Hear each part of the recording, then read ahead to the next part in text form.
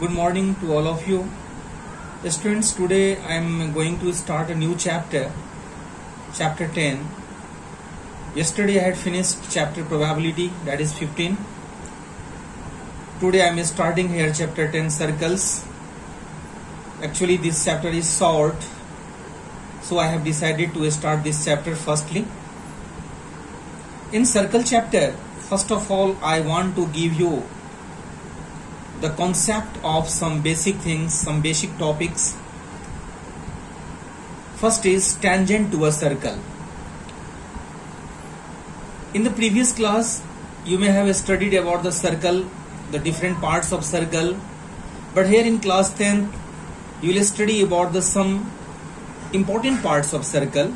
First one is tangent to a circle. Tangent to a circle. Question is what is tangent to a circle. तो मैं आपको diagram के through से भी बताऊंगा।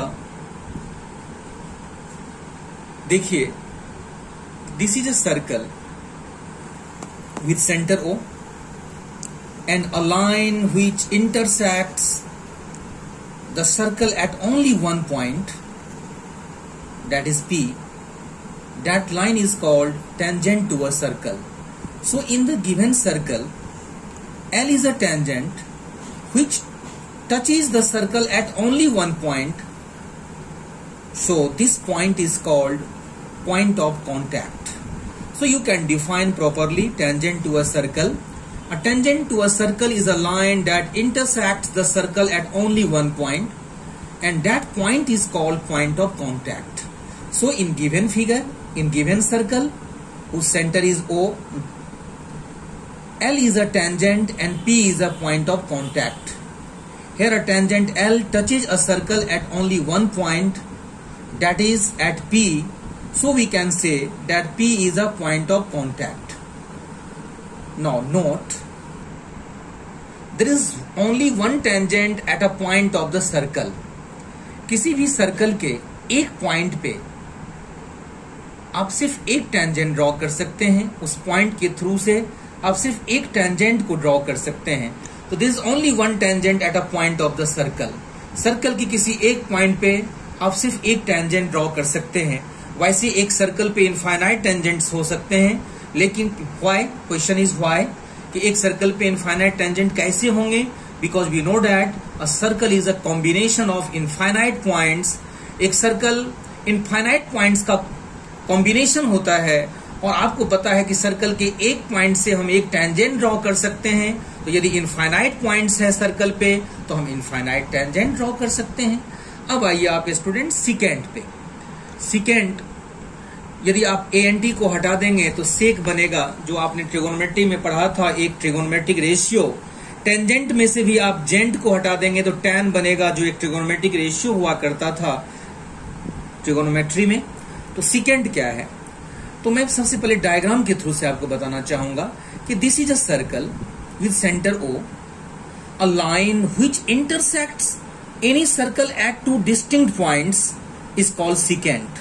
तो आपसे यदि कोई पूछे कि सिकेंट और टेंजेंट में क्या डिफरेंस है, तो आप नॉर्मली बताइएगा कि सिकेंट सर्कल को दो डिस्टिंक्ट पॉइंट पे इंटरसेक्ट करता है, जबकि टेंजेंट किसी सर्कल को सिर्फ एक पॉइंट पे इंटरसेक्ट करता है. So, a line which intersects a circle at two distinct points, then line is called secant to a circle. So, in given figure, PQ is a secant. ये PQ secant है, which intersects a circle at two distinct points A and B. अब हम chord के बारे में बताएंगे, जो कि आप previous class में भी पढ़ चुके होंगे, कि a line segment whose end points lie on the circle is called chord to the circle. So in given figure AV is a chord.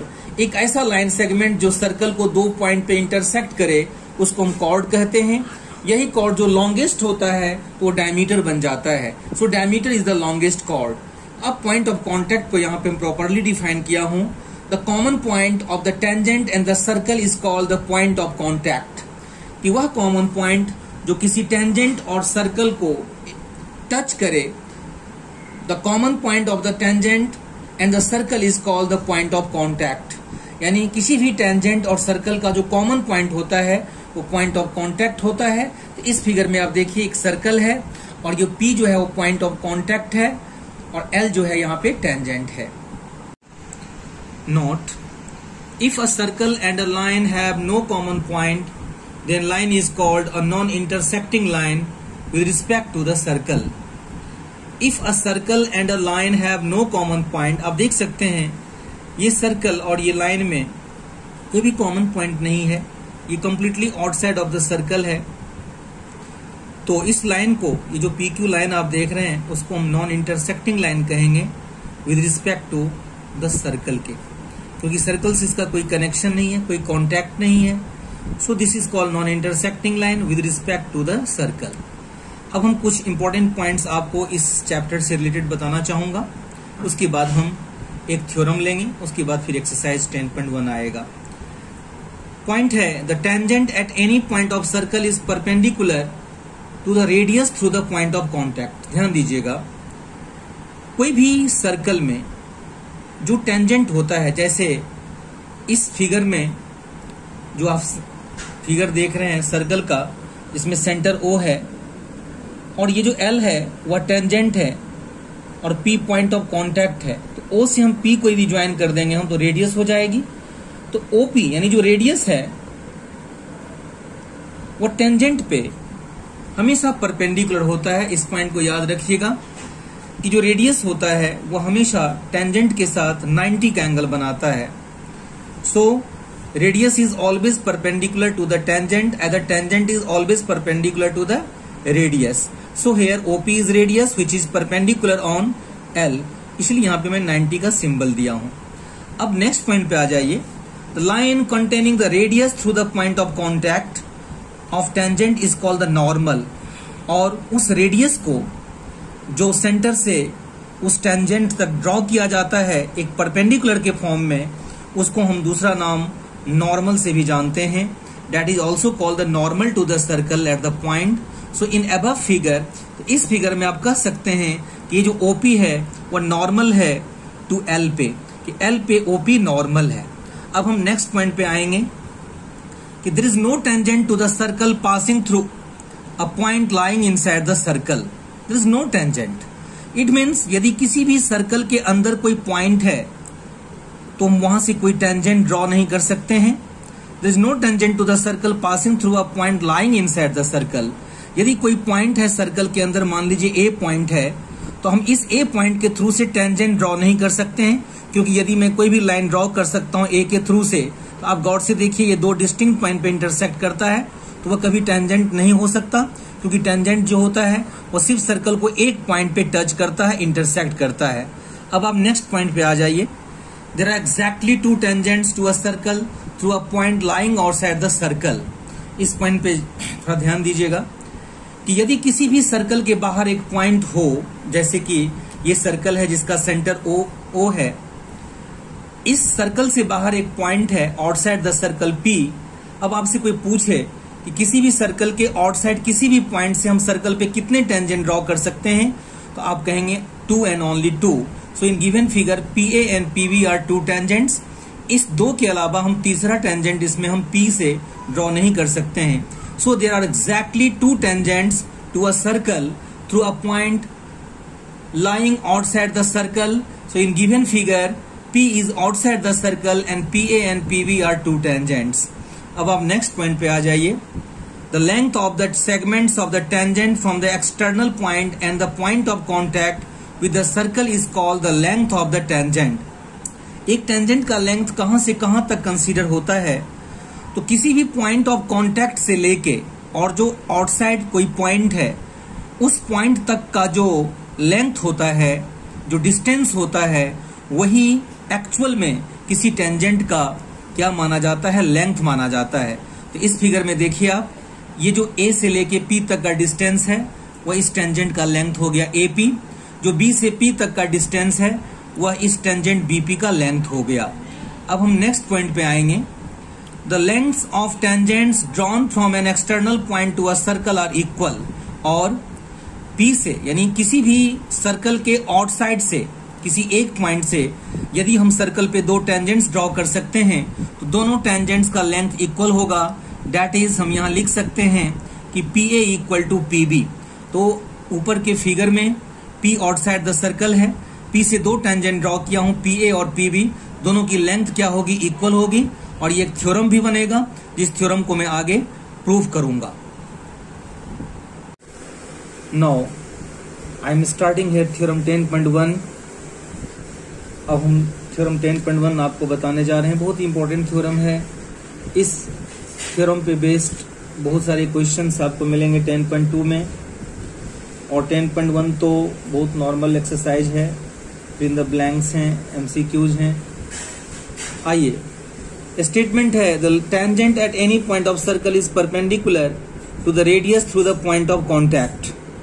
That means आपको ये प्रूव करना है कि जो टेंजेंट होता है सर्कल में किसी भी पॉइंट पे, वो हमेशा रेडियस के साथ परपेंडिकुलर का रिलेशन शो करता है। That means here OP is radius and XY is tangent. So what is the relation between radius and tangent? So this will be always 90 degree. That means radius is always perpendicular on the tangent. तो ये prove करना है, उसको मैं prove करने जा रहा हूँ। तो ध्यान दीजिएगा, थोड़ा हाइपोथेटिकल थ्योरम है। तो मैंने गिवन में लिखा कि there is a circle with centre O। एक सर्कल है जिसका सेंटर O है, और इस सर्कल में एक टेंजेंट है XY जो सर्कल को P पॉइंट पे टच करता है। तो ये जो P हो गया वो पॉइंट ऑफ कॉन्टैक्ट हो गया। मुझे प्रूव करना है कि OP is perpendicular on XY, कि OP जो होगा वो XY पे परपेंडिकुलर होगा।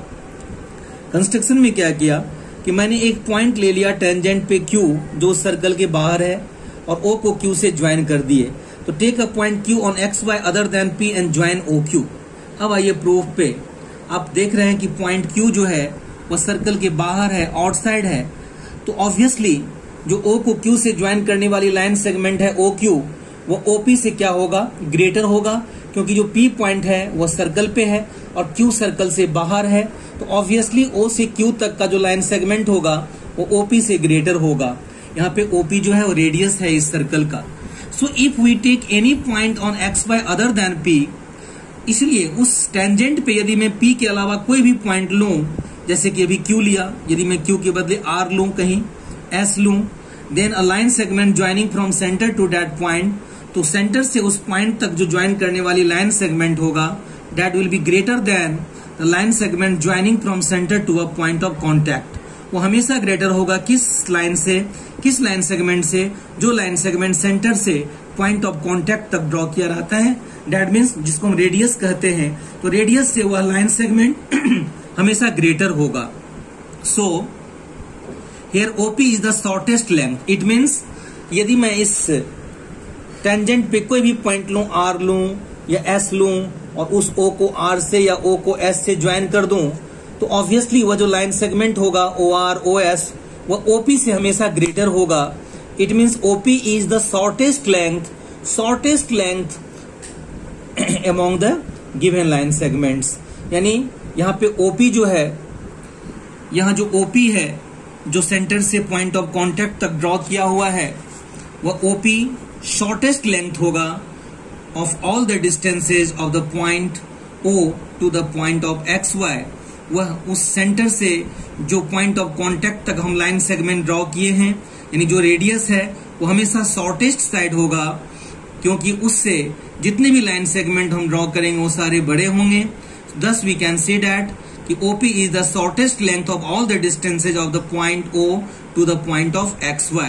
So OP perpendicular on XY, क्योंकि कोई भी शॉर्टेस्ट साइड जो होता है वह अपोजिट साइड पे हमेशा परपेंडिकुलर होता है, उस लाइन पे परपेंडिकुलर होता है। So here in this figure OP is perpendicular on XY, hence proved। इस तरह ये थ्योरम प्रूव हो गया। यानी टेंजेंट और रेडियस में क्या रिलेशन है, दोनों एक दूसरे पे परपेंडिकुलर होता है। इस पॉइंट को याद रखिएगा, माइंड में सेव कर लीजिएगा, क्योंकि बहुत सारे क्वेश्चन इस प्रॉपर्टी पे बेस्ड है। तो आज आपका होमवर्क हो गया रिवाइज CW। कल हम एक्सरसाइज 10.1 स्टार्ट करेंगे। 10.1 में मुश्किल से 5 या 6 मिनट्स लगेंगे। उसके बाद जो मेन आपका एक्सरसाइज है वो 10.2 है। 10.2 में बहुत सारे क्वेश्चन ही अच्छे हैं, तो उस एक्सरसाइज पे ज्यादा स्पेशल ध्यान रखिएगा। तो today I want to finish your class Goodbye to everyone.